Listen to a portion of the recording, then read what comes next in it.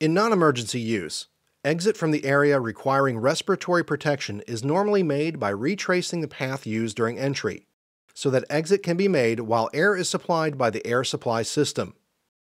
After leaving the contaminated area and arriving in a safe, breathable atmosphere, doff the facepiece, remove the facepiece, and terminate respiratory protection as follows. Be certain that respiratory protection is no longer required. First, loosen the head harness straps by simultaneously lifting the buckle release levers outward away from the head and pulling them away from the face. Next, depress the air saver donning switch fully to prevent free flow from the facepiece, and remove the facepiece by pulling it up over the head.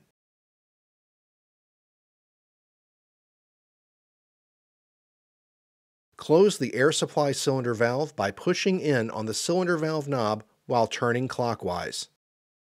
Now, disconnect the air supply hose from the respirator. Finally, to terminate use, remove the respirator and tag for inspection and cleaning. If conditions in the workplace require emergency evacuation during respirator use, the preferred procedure is to egress with the respirator connected to the air supply hose, following the path taken during entry into the workplace.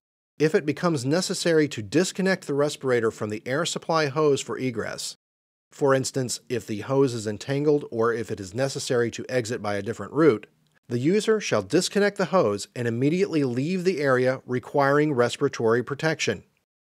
The VibraLert end-of-service time indicator alarm shall actuate, indicating that the respirator user is now breathing from the air supply cylinder.